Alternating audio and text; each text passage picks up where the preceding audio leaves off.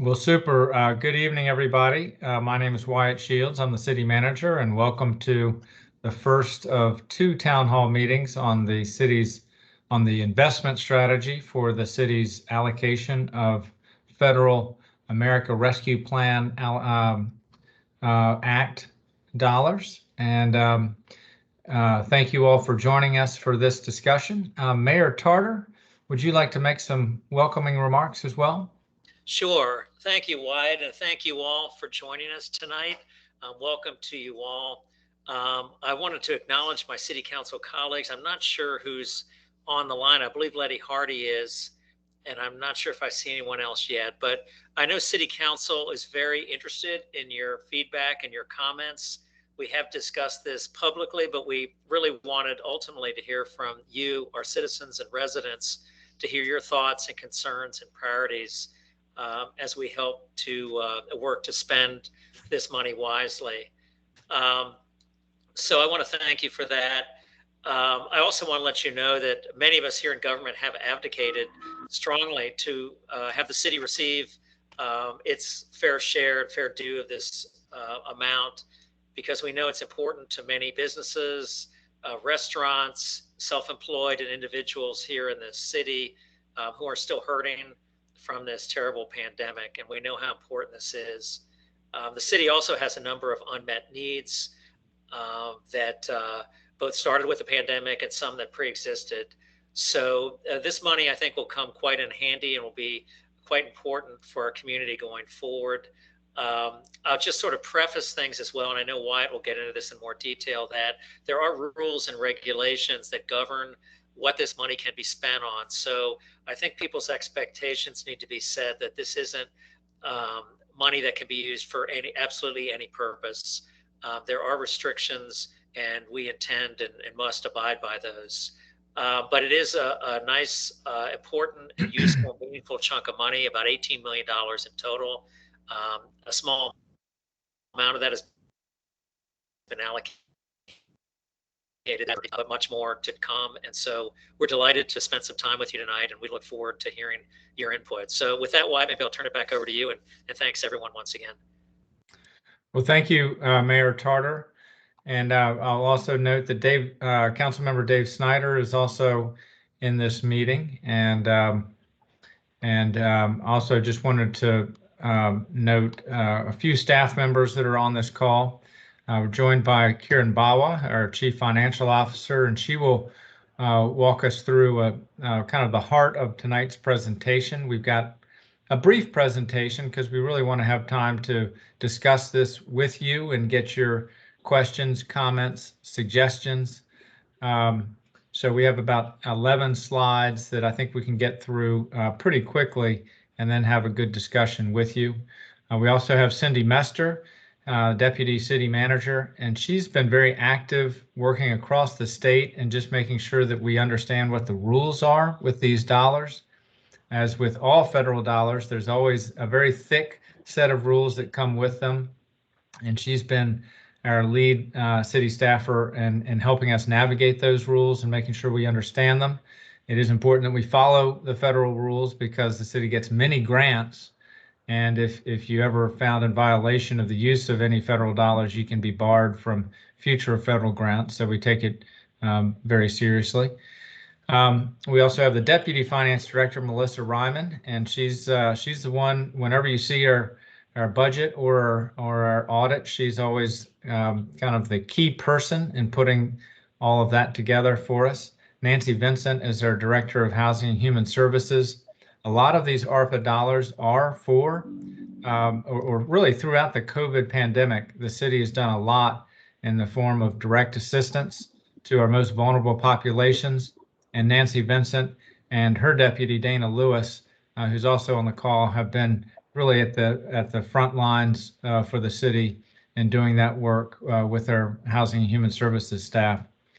And Susan Finarelli is our Director of Communications, and she'll speak at the end of this presentation, the last two slides, just to talk about what happens next in terms of additional opportunities for public input and feedback. In terms of kind of the idea in terms of the schedule for this, we are planning to have a listening tour, which includes tonight's session.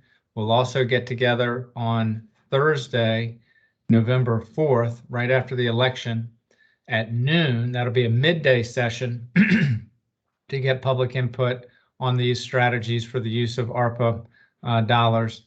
And we also will have a survey instrument both for businesses and for the general community, so we can have input via survey or a questionnaire essentially as well, so people can get feedback in that way as well.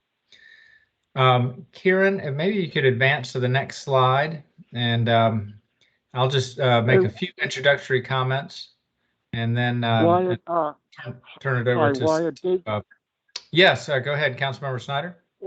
Right. I just wanted to indicate that I'm on by phone, and I look forward to everyone's comments. And thank you very much, Wyatt and Mayor. Well, thank you, Councilmember Snyder. Good to have you in this meeting.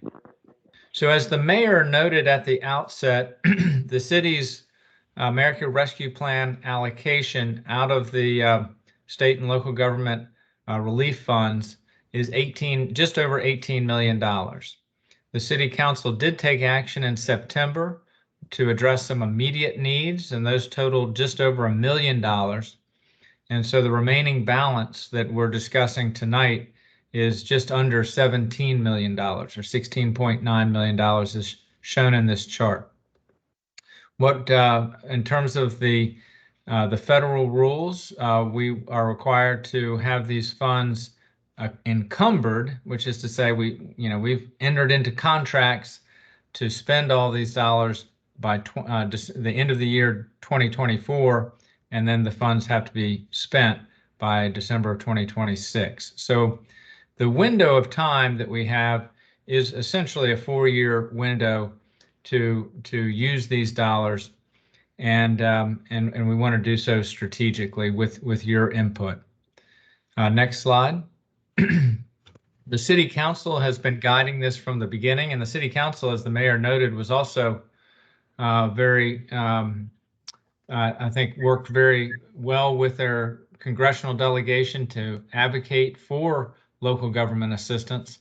Local governments across the country have been on the front lines of responding to the pandemic, and also experienced some of the most significant fiscal impacts due to the economic slowdown associated with the pandemic. So it was appropriate that local governments had direct relief. It's also really relevant that all of our public health officials across the country most of them are local government officials. And so the people who have been leading most of the policy and implementing vaccination and all of the hard work of trying to address the public health aspects of this pandemic have been local government employees.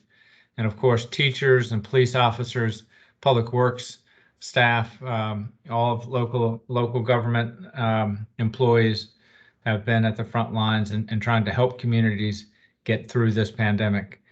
So some of the guiding principles that the City Council has articulated for the use of these funds: first, provide tangible relief to the community. As you may recall earlier, with the first CARES money that we got, the city did provide direct assistance for emergency rent relief, for emergency utility relief, food security, as well as direct grants to small businesses. And so those are eligible uses of the ARPA dollars as well. And so we want to get input on those strategies, and Kieran will discuss some of our initial thinking on allocations towards those needs. The council has also directed that we invest in long-held city priorities, and the ARPA dollars are eligible for certain infrastructure projects, such as stormwater. So you will see that we do have a significant allocation to help the city meet our flood mitigation as well as water quality improvement needs that we've had for a long time in the city. That also ties into the next guiding principle, is to create a lasting and transformational impact. And so in addition to stormwater, where I think we can make a very significant impact, the council has also put forward ideas of investments in practical things that improve people's lives, like traffic calming in our city streets, sidewalks where we have missing links, or improvements to our parks. We also, the schools have been really by the city's side throughout this pandemic, and thinking about the use of these ARPA funds. We also will be making investments in our schools, and some of the immediate needs that have been met have been to provide additional mental health counselors, and those will be continuing through the 4-year period, but also making investments in our schools using ARPA dollars. That's part of the approach that we're going to lay out and get your feedback on. We do want your input. We're kind of still very much in the forming ideas on these strategies. Again, our plan is to go back to council on November 15th with your input and your ideas on how best to use these dollars, and then the council would take action on a first reading of a budget amendment on November 22nd and second reading on December 13th. If the council chooses to take more time, we can do that as well, but that's the initial schedule. So November 15th for a work session discussion, and then final action on sort of the next tranche of use of these dollars on December 13th. Again, it is a 4-year window that we're looking at. So what we anticipate is the council will adopt a plan for the 4-year window, but actually only appropriate a smaller amount. We've got $17 million to appropriate. We probably will appropriate between 3 and 4 million possibly in this fiscal year, and then have the rest planned out of the remaining 4 years of the window we have to spend these dollars. And then one thing that we will want to keep in mind throughout this is that eventually these dollars will be gone. And so the U.S. Treasury guidance is to use these for one-time type expenditures so that we don't create a structural imbalance. In other words, hire a lot of employees or pay for salary increases using these dollars that then ultimately create a fiscal cliff when the dollars are fully gone.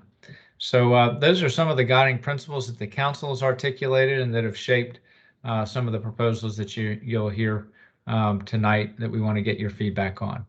So let me turn it over now to Kieran, and she'll walk us through the basic sort of structure of the plan, and then from there we'll talk a little bit about the state context with Cindy Mester, and then the next steps on public input from Susan Finarelli. Kieran, why don't you take it away? Good evening, everyone. Sticking and adhering to the principles, the guiding principles, a preliminary investment list, a plan, I would say a preliminary plan of investment strategies has been identified by city staff and discussed extensively with council on October 22nd. This preliminary plan focuses on investments, both long-term and short-term, and investments, especially for our future, including infrastructure, which is roughly 40% of the pie, and another 40% for public health and services to disproportionately impacted communities, and the remaining 20% for discretionary projects for revenue replacement and premium pay for eligible employees that were in the forefront working in person, and also to support negative economic impact.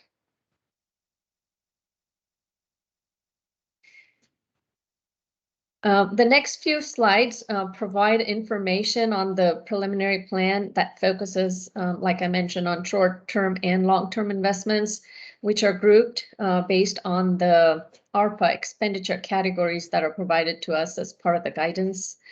And that's what the dark blue headers are. So there is $2.3 million to fund public health initiatives such as testing, vaccinations, contact tracing, personal protective equipment, health transportation, and dental assistance for low-income seniors and people with disabilities, as well as park improvements that have increased significantly for more outdoor programming that has increased due to the pandemic. And just looking a little bit closer to that,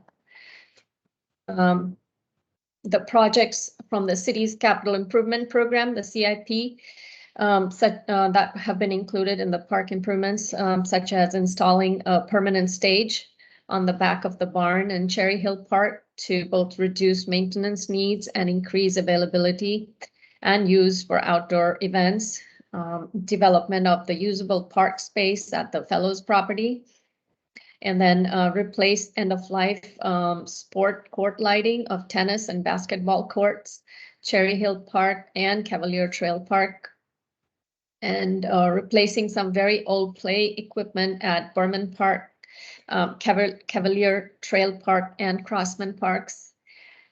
And also create an outdoor covered space for fitness classes, art classes, and such, which are currently held in grass area now and tend to get canceled due to bad weather and certain uncertainties. And finally, provide additional operational grant support for city's art and culture group. In addition to that, the plan includes 1.8 million. I'm here, 1.8 million to address negative economic impacts, such as direct assistance to households, emergency assistance for food, rent, and utilities, internet access for vulnerable population for accessing shot clinics, and continuation of staff at farmers market, along with assistance for small businesses, including grants to eligible businesses, a COVID recovery marketing plan to help businesses that were affected by the pandemic. Next, it includes 3 million for services to disproportionately impacted communities, such as mental health professionals for the schools, childcare assistance for employees as well as residents, and for creating an acquisition strike fund for preserving and creating affordable housing in the city.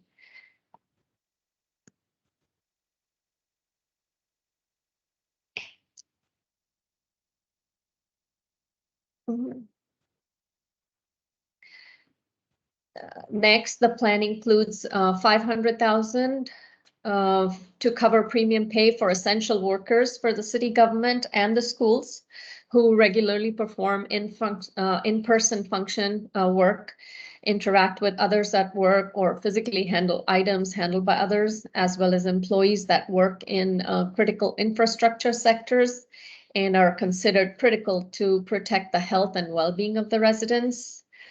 And as Mr. Shields mentioned, a big chunk of the ARPA funding is as an investment of 7.6 million for stormwater mitigation by funding projects included again in the city's capital improvement program. And I'm going to slide just, further to discuss these projects really quickly.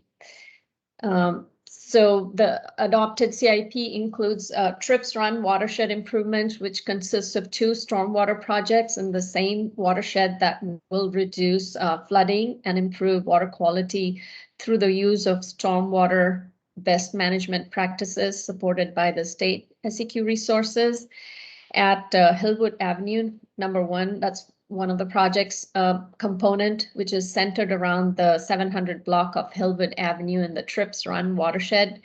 And secondly, the Sharrows Avenue component, which is located in the area of Sharrow Avenue, Westmoreland Road, and South Virginia Avenue in the Trip Run watershed. And this, along with reduction of runoff flowing into 4 Mile Run at a key location in the watershed by using green infrastructure practices in this area along Lincoln Avenue, which will slow the flow and aid in reducing the chances of flooding downstreams. And one thing to note is that per the ARPA guidance that we have received, project eligibility includes water quality improvements and not water quantity. So.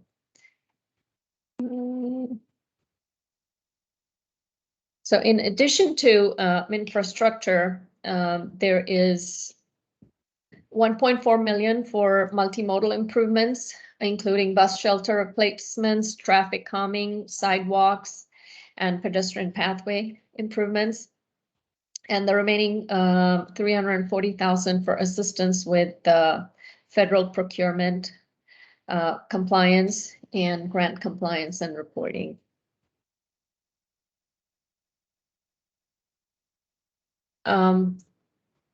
The next steps as far as funding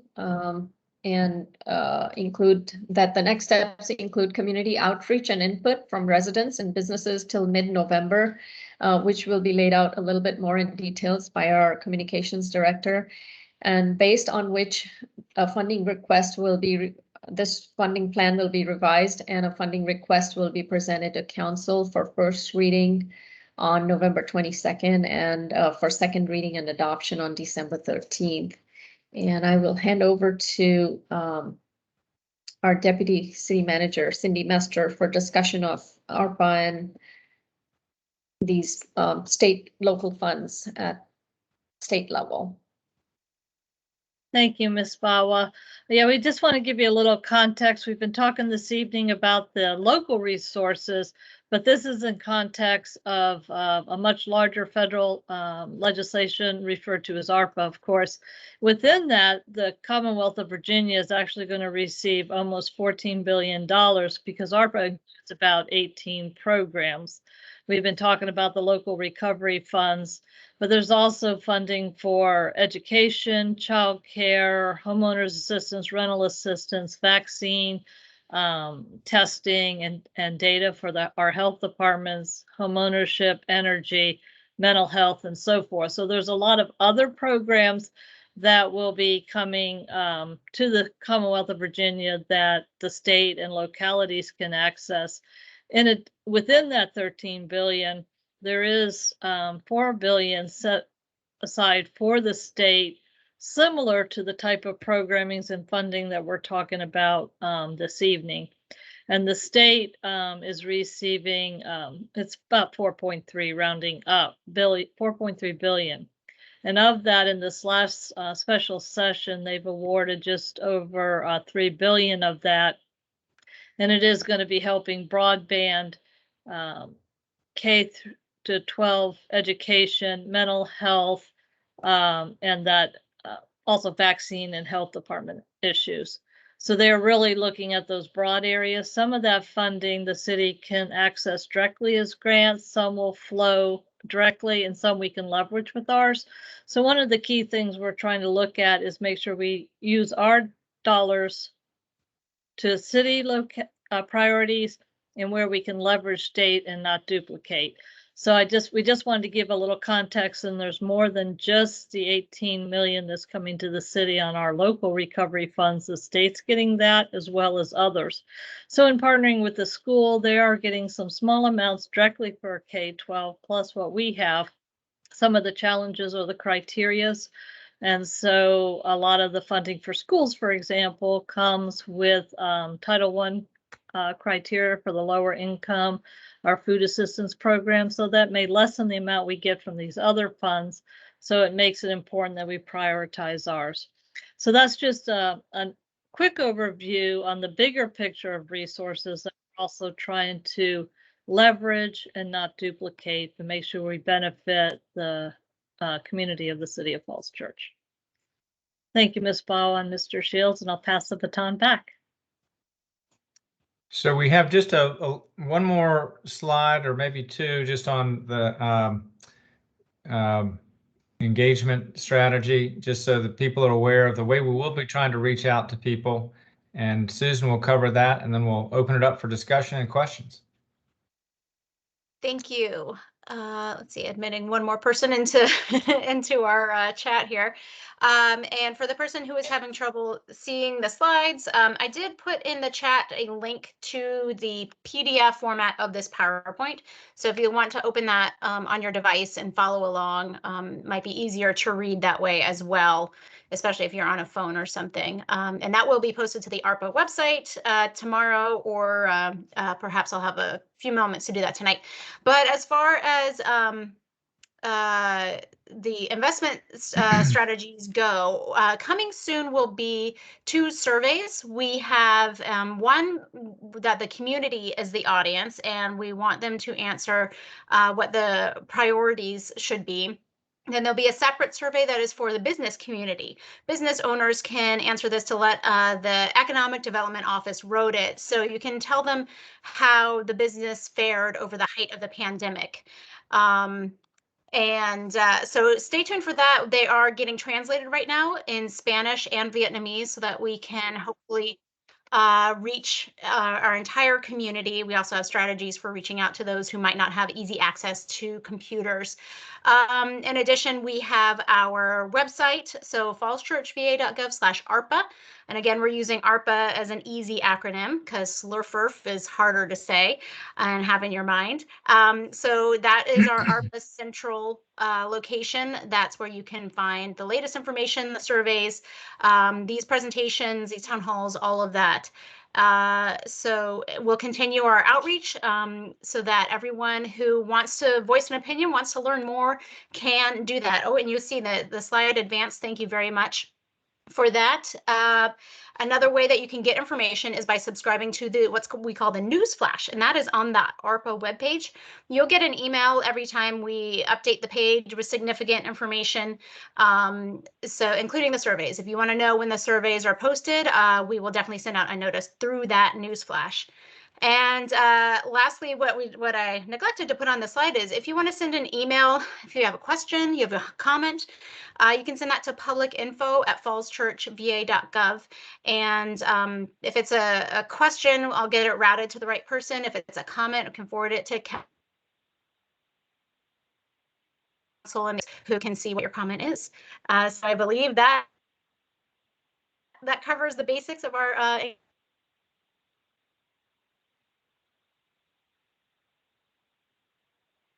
All right. Well, thank you, Susan. And you were breaking up there towards the end. And so now this is the time just for people to ask questions or provide suggestions or comments. And please raise your hand if you'd like to do so, and or enter something into the chat and we'll read it out. But I see that Deborah Roth has her hand up, and then after Deborah, Allison Brown. So go ahead, Deborah. Hi, this is great. I appreciate all the recommendations. I had seen them before, and I think they're going in the right direction for individuals as well as for the city as a whole to strengthen us. I just have a question about one area. When you were talking about testing and vaccinations, I know that we did free, well, I think they're free for everybody, vaccinations at the community center. So I have 2 questions about that. If you have no insurance, am I correct that you would need something like that in order to get a vaccination? And 2, what do you mean regarding testing? Are you saying that we're going to offer free tests to the community or what?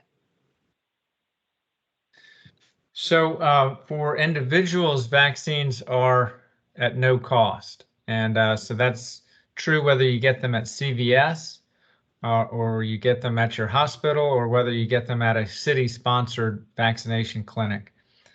So the use of CARES dollars earlier and then proposed uses for ARPA dollars would be to pay for the logistics for setting up vaccination centers here in the city. And we've done several, and so that's really what that's for. I hope that answers the question. The federal government has basically paid for all of those vaccinations. Yeah, I assume you know if that's needed, because I do know from Harris Teeter that their lines have been long. But what about the testing? So the idea would be that this would be a way for people to get free testing here, which I don't recall us ever offering. Am I correct? Yeah, so the testing is not free for people, unlike the vaccination. So what we're envisioning for that is testing to help our schools. Whenever a student or a teacher is sick, then there is a testing regimen that they do. So this would pay for that, and it's similar for city employees as well. We have the same process. So that's some of the uses for that. It could be expanded for the community, and we have not contemplated however, in our current strategies. But I think testing is more and more, and has always been, but it remains an important part of staying safe through the pandemic. Allison Brown, and then Tim Stevens. Hi, I have a couple of comments looking at these initial proposals. One is that I would recommend prioritizing dollars for affordable housing more highly and adding to that pool of money, given we really are in a regional affordable housing crisis, and we need to do everything we can to address that. In terms of, where might that money come from? I mean, there's a couple things that seem to me more nice to haves in this preliminary plan. The park improvements, while they'd be nice, I really would put them in the nice to have category rather than the higher priority category. We already have really fantastic parks here, and there's you can always make them nicer, but that doesn't seem as high priority as many of these other things. The other thing is, one thing is, I'd rather see the business assistance separated out from the human services assistance. I think it's really important for the community to know how much is being allocated. You had them in kind of one COVID impact bucket or some other general title like that. But I think we should know, how much of that is for individual people that are struggling versus businesses. And my observation spending time in the City of Falls Church is many of the businesses are doing really well again. Many of them have had actually more business as people are not going downtown as often and actually not traveling as often, spending their money in Falls Church. So obviously, no final decisions until after we see what the EDA survey says and everything, but that may end up being the business impacts may end up being an area you can pare down. And that's it. Well, thank you, Ms. Brown. Maybe Nancy and Dana, could you just provide a little bit of your thinking in terms of the direct assistance to households and the use of ARPA dollars for that? And you might also speak to the affordable housing, or Cindy Messer could jump in on the affordable housing, kind of what we're thinking, at least at this stage. And I will note that these numbers will be more finely broken out once we've gotten more public input, and the council then would be more granular in their allocation. So before actions are taken, it would be more transparent as to how the dollars would actually be going. But maybe Nancy or Dana first, just to respond to the question. Sure. As far as the assistance to go to individuals, the request is to provide assistance to our families, our households that are still remain impacted. And for quite a few of those households, it's people who work in homes. We have folks who became ill prior to getting the vaccine and are what's called the long haulers. I mean, these are folks who remain impacted and in fact severely impacted because their livelihoods have been taken away by COVID or by illness, and the funding that this ARPA could provide assistance to is either through help paying for utility costs, food costs. There are food banks that provide food to residents of the city, but that doesn't include a lot of fresh fruits and vegetables. And so funds have been used to purchase gift cards so that households can purchase those fresh foods and vegetables to supplement the food bank. There's also a request for transportation assistance for our low-income seniors and folks with disabilities. The city does have a transportation program that provides taxi vouchers, but some of these funds could be used to expand that program a bit. We know taxi costs have gone up, and so the current program covers one or two trips. So by supplementing that, these folks will be able to have more freedom to go to medical costs or to get to medical appointments rather, or to get to grocery stores, for example. Yeah, and all that seems very high priority and necessary. And my question really went more to the split between the business support. I know these are preliminary breakdowns, but do you have a breakdown in these preliminary numbers of what would be the split between assistance to individuals versus assistance to businesses? We don't have the exact dollar allocation for businesses yet. We do have the survey that's going out to the businesses to just get a bit more insight in terms of what our business community is experiencing right now as they recover. And I think the input from the business community will help inform those allocations. It should help, although they're all self-interested, so they'll be very savvy about how they respond to those surveys. So just, I think, people have to take that critical eye to that as well. Hi, this is Sandy Kearse. I'm just going to chime in as a member of the business community. Many businesses are hurting. Many have closed. We're not making money. We're just barely holding on to pay our taxes and pay our rent. So I think that separating it out from the community services is important, but not in terms of trying to lessen what goes to the businesses, because the businesses pay an incredible amount of taxes that help with a lot of our ongoing expenses.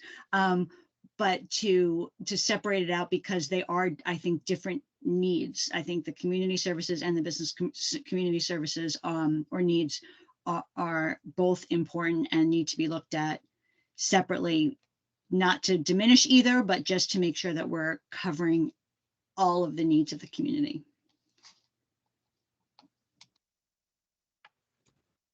Yeah, thank you for that perspective.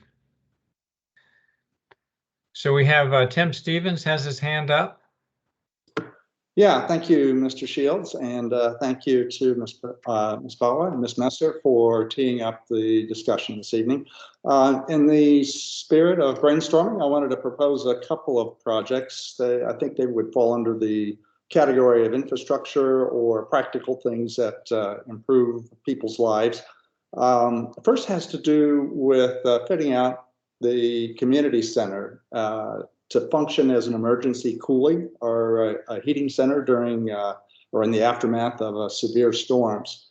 And what I would propose is the possible use of either a rooftop or a parking canopy-based photovoltaic system, PV system or solar panels that would provide the power when the grid is down to allow the community center to function in an emergency capacity. Such a system could also function during normal times to help the city offset the use of grid electricity, which of course would help in terms of our climate change activity. So that's one project. The other one is a suggestion of considering a signalized intersection at North Washington Street and Gresham Place.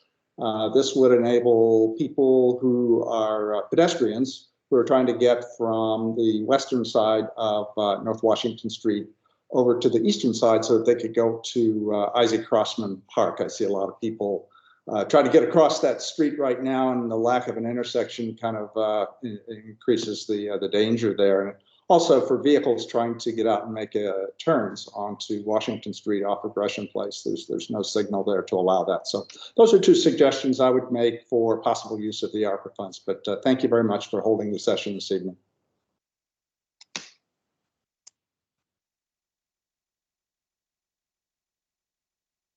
Wyatt, you're muted.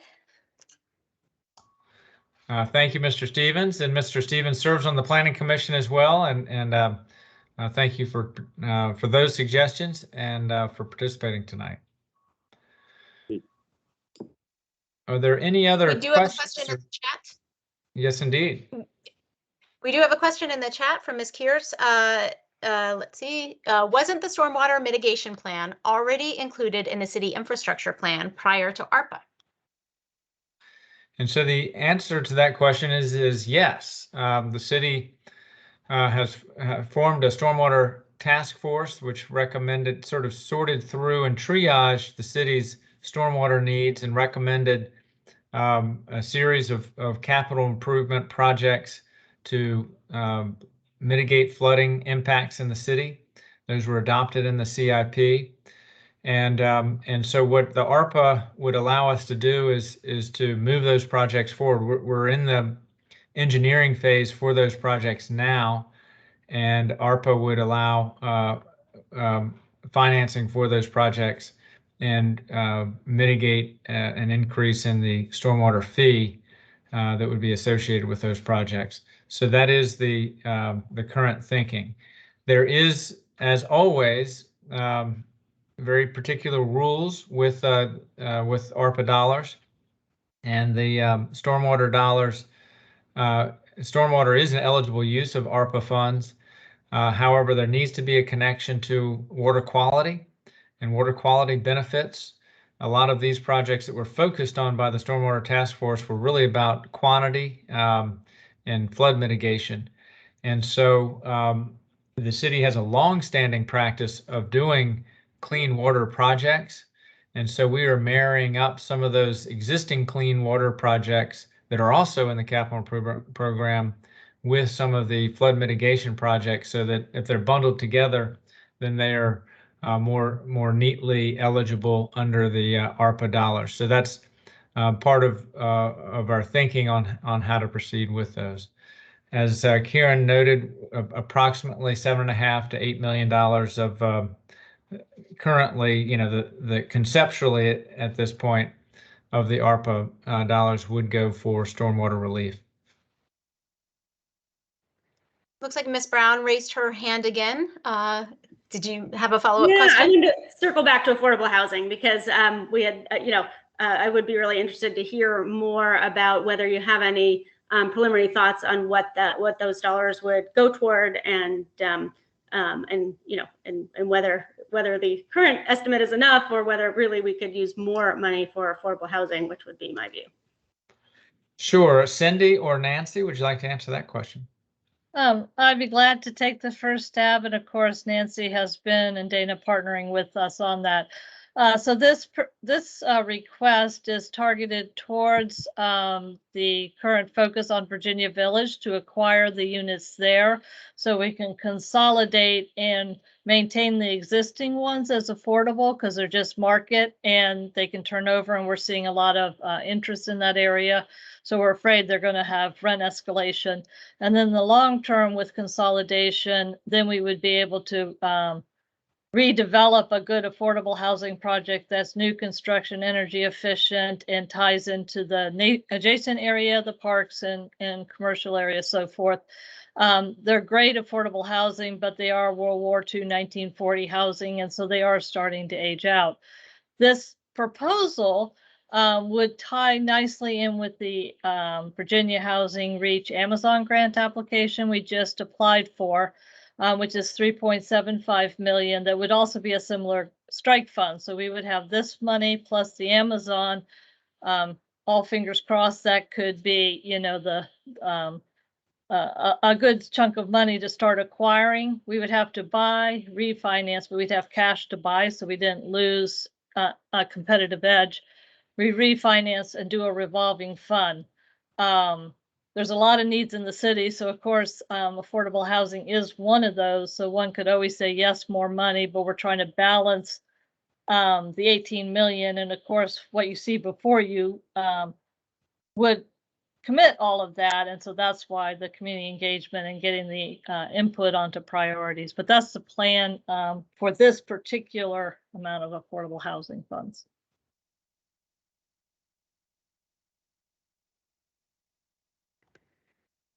I'm not seeing any other questions. I'll just remind folks that you can raise your hand through the app to have us call on you. You can also type in your question in the chat if you prefer that.